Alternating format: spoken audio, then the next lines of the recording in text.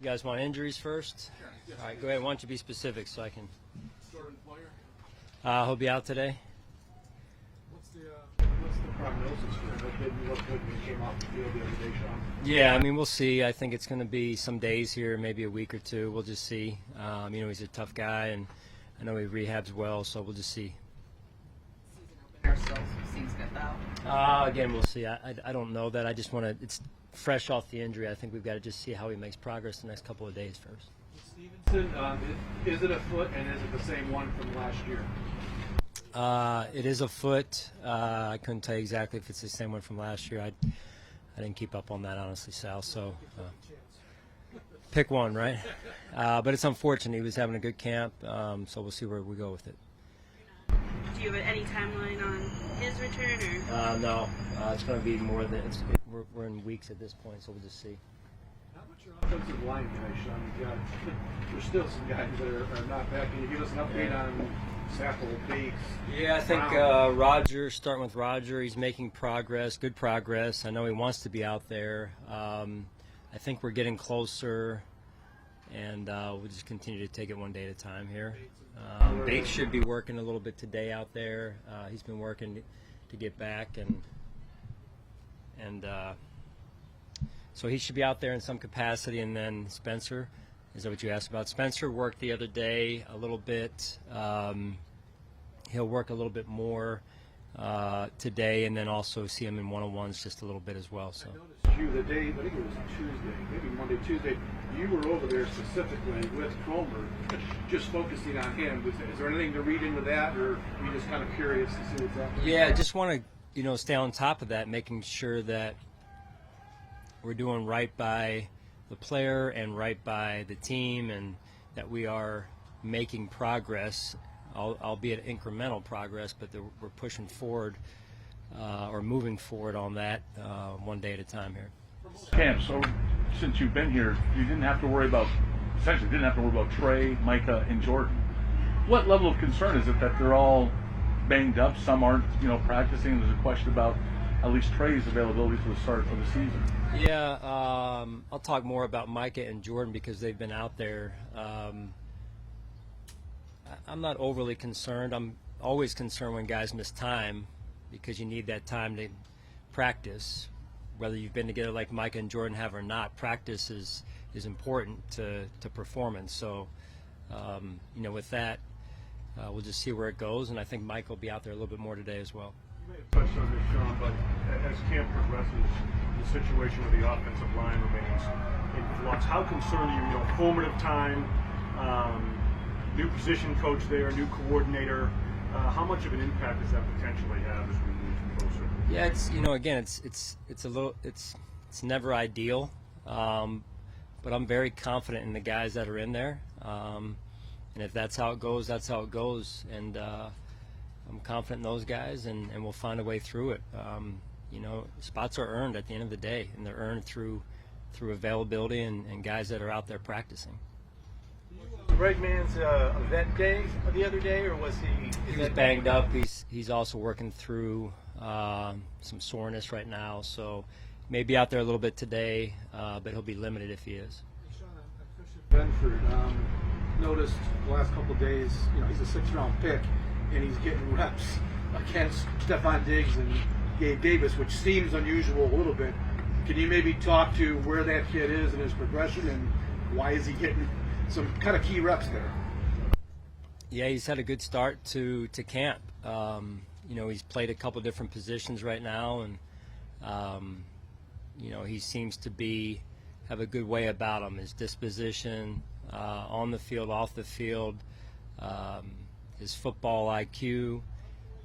He's got a combination of size and some ability to move there as well. So, again, we're going to take it one day at a time, not get too far ahead of ourselves, but we wanted to get him some run with the ones and see how he fared. Leslie was talking about he loves his size. He's got good size for a corner. Is that obviously one of the reasons that you grabbed him when you did, because of the size? I mean, a combination of things. I like those small school guys, and there's a special place in my heart for those guys that come from or not as well known, and you look at his history and what he's done, and he's achieved when the odds have been stacked against him a little bit, both in life and on the football field. So I think that's a little bit of what we're seeing right now. And when you study that, there's something to that, right? People who have been through and faced adversity and developed some resiliency through their life up to this point, and that usually serves them well here. There's a lot of attention being paid to Ken Dorsey taking over as the OC. How much do you think the experiences and the pressures that he faced at Miami, and also helping mentor Cam Newton and just the things that he's done, have helped him prepare for a situation like this where a lot of eyes are on him? Yeah, I mean, in a similar way to Christian, like we just talked about, you look at his resume, his life history, his body of work to this point. I think all of that feeds into who he's become now, and it's no different than anyone. I mean, the older you get, the more experiences you have, the more wisdom you build up, and you become better each and every day. So I think all of that, as a player playing at the U, and what he was able to do there on that team, on the teams he had, and then his playing time in the NFL, and then now what he's done through his coaching career, I think all that serves him well. Tomorrow's practice at the stadium, there's a giant crowd expected. Without getting too specific, is it pretty much going to look like a training camp practice? It's not a full-blown scrimmage? We'll be playing the game more, I would say, Mark, if that makes sense to you. Just playing the game, less scripted periods, more just call it, play the game. Whether or not we go live remains to be seen, but kind of depends on maybe a little bit the health of the team as well. How have you seen Jaquan Johnson grow since his rookie season, and what do you hope to see out of him in this opportunity he'll get as Micah and Jordan make their way back to the field? Yeah, when Micah and Jordan out, whether it be the spring or this training camp, it provides an opportunity for Jaquan, for DeMar, for JT. We've rolled another player or two back there as well, so it's an opportunity for another player to step in, get quality reps, gain experience, and for us to evaluate what we have there on the roster. Jordan, obviously any injury is frustrating, but how have you seen him respond mentally, just given what his summer's been like, talking about feeling a little undervalued and now having to miss some time? Who'd you talk about? I got distracted. Jordan Poyer.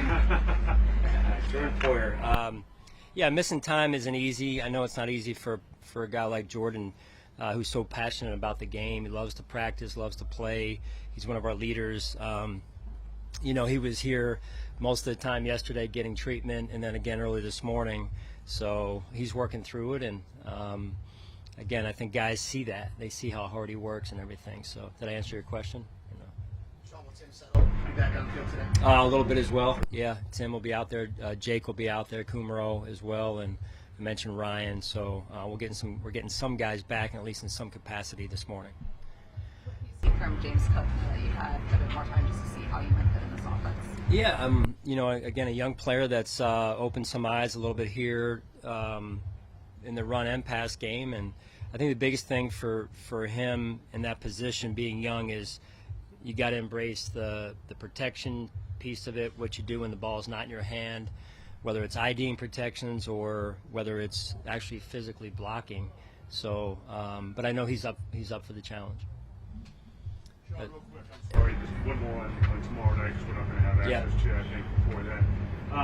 What does a change of venue do for the guys? And again, it's a sold-out situation. I think it's lower bowl or whatever, but do guys get fired up for a chance like this to kind of move things back? Oh, yeah, definitely. I mean, the change of venue, that's one of the kind of tidbits of coming up here is, our groundskeeper, Aaron Ramella at home, likes it that we're up here, not on his grass down there, killing the grass.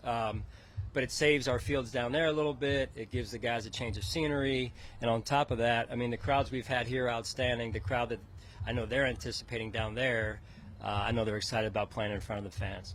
I remember a couple years ago you said how important it is just to know where everything is when you get there and know what the operation looks like. Some guys have never been to the stadium and through that whole thing. How valuable is that to you, especially to the younger guys? Yeah, we'll do that. I mean, part of the objective of doing it is getting them into that mode a little bit before the first preseason game, whether it's a younger player, a player like Vaughn who's been around but he's never really dressed in the game day locker room, taking them through a little bit of the run of show and seeing how they all handle it, but also giving them a chance to think about their routines and how it will be the following week against Indianapolis there.